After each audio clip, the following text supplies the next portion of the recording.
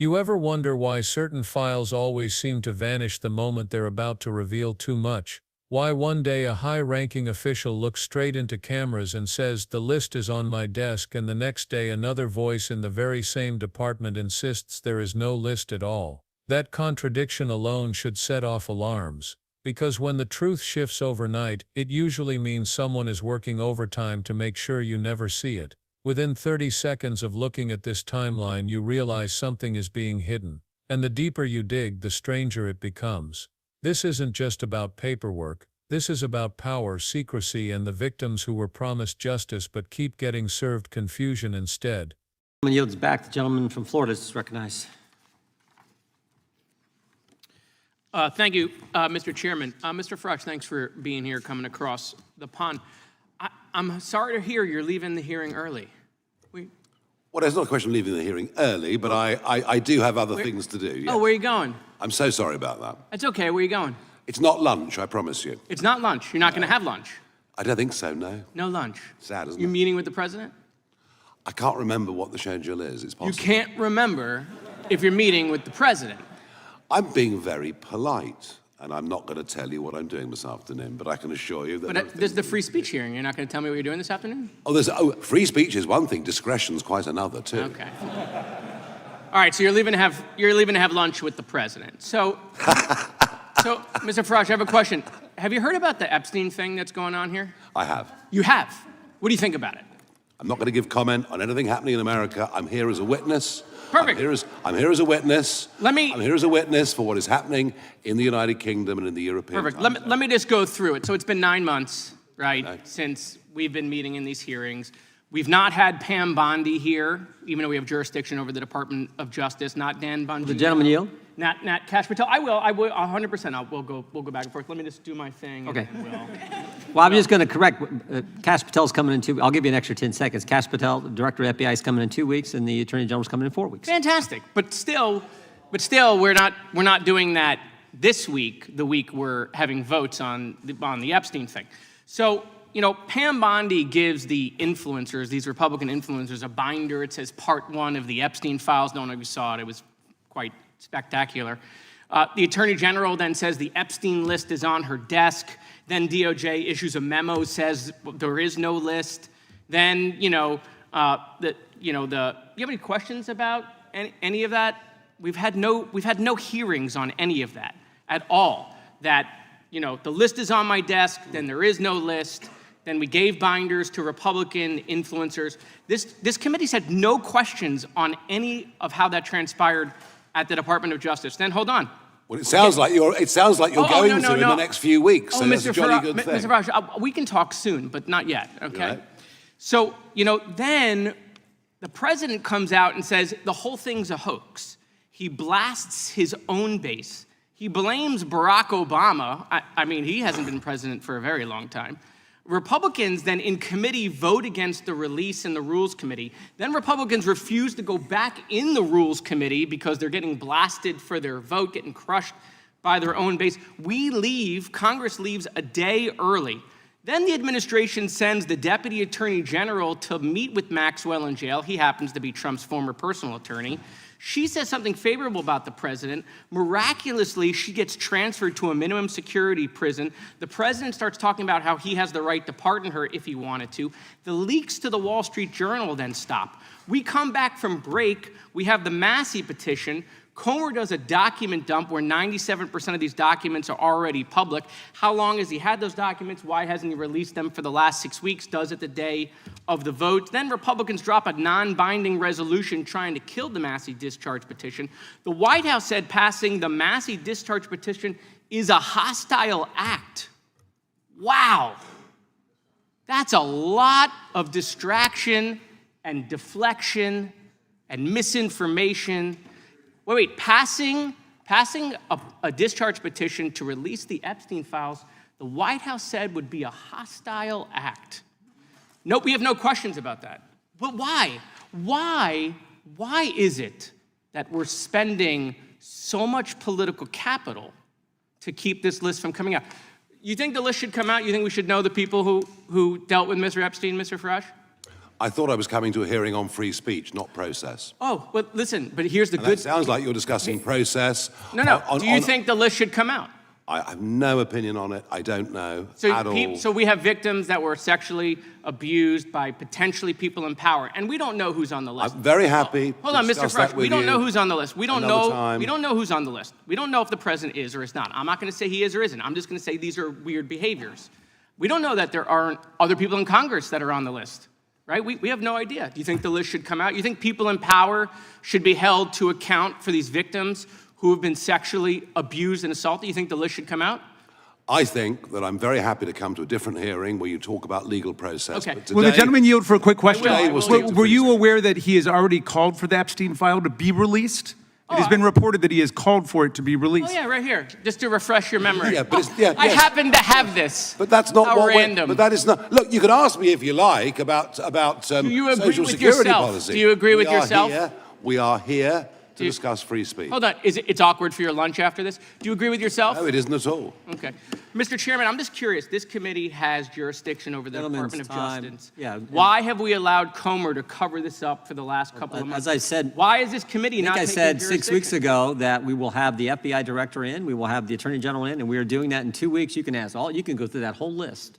That whole list, you can do whatever you want to do with, I got lots of questions for the FBI director, including the whistleblower who came forward and told him that Adam Schiff leaked classified information. I want to ask him about that as well as the issues you all want to ask him about. That's why he's coming, so we can ask all these questions and follow the process, as Mr. Farage just talked about. Mr. The Chairman, gentleman from Virginia. unanimous consent. Unanimous consent?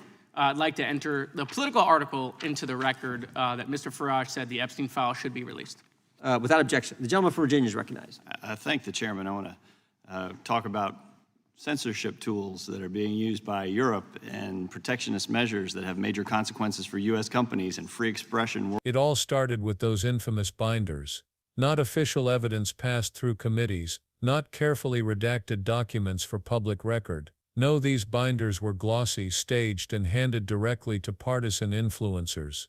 Think about that. Survivors waited years for accountability, Congress waited months for answers, and yet the first people to receive what was branded as Part 1 of the files were online personalities with cameras and political followings. What purpose does that serve? Transparency? Hardly. It looks more like a circus act designed to distract, a carefully choreographed performance while the real files stay locked away. And just as the binders were paraded online, the contradictions began piling up. On one hand, a statement the list exists sitting in plain sight on the Attorney General's desk. On the other hand, an official memo declaring flatly that no such list exists. Which one is it? Either someone is lying or someone is deliberately creating confusion. And when confusion becomes the strategy, it usually means the truth is explosive enough to threaten people in power. But the twists didn't end with binders and contradictions, because then came a quiet prison visit that changed everything. A deputy attorney general with deep personal ties to powerful figures walks into Ghislaine Maxwell's cell. What business could possibly justify that meeting? And more importantly, what happened right after? Within days, Maxwell, who was supposed to serve hard time in a strict federal facility, was suddenly transferred to a minimum security prison, a far easier environment. Survivors were stunned. To them it looked like a reward, not a punishment.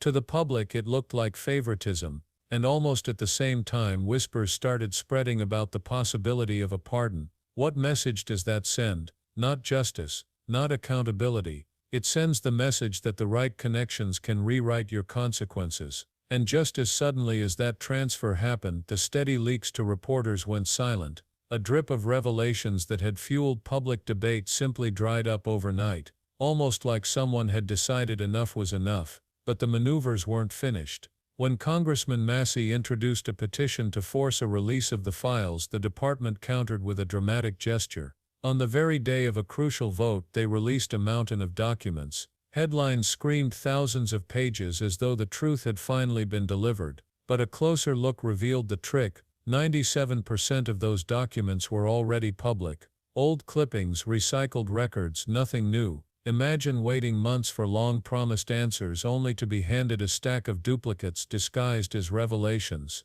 That's not transparency. That's misdirection. A deliberate tactic to appear cooperative while giving nothing away, and just as the public began questioning the stunt, a statement came out that shocked nearly everyone.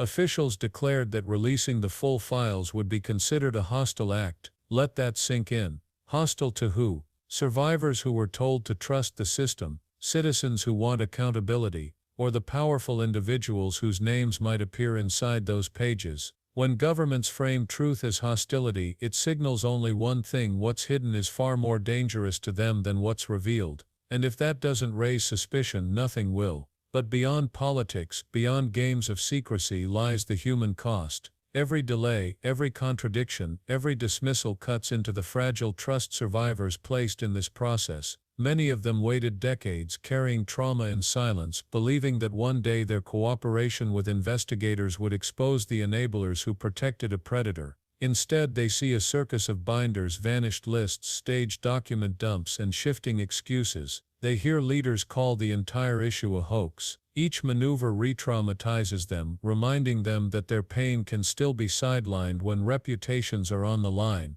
Protecting privacy should mean shielding survivors' identities, not shielding abusers. There is a vast difference, and that difference is being blurred deliberately. That is why oversight must be more than a word. It must be a practice. What would real oversight look like? For one, secure classified briefings where cleared members of Congress and staff can review sensitive files without public leaks. That ensures victims are protected, but truth still reaches the people tasked with accountability. Second, a chain of custody records showing exactly who handled these documents, when and why. No more lists that appear one day and disappear the next without explanation. Third, an independent review led by an inspector general or special counsel. Their job determine whether decisions to withhold or release documents were shaped by political interference. And finally, a carefully managed public release. Names of enablers, financiers, and facilitators should be exposed while survivors' privacy remains protected.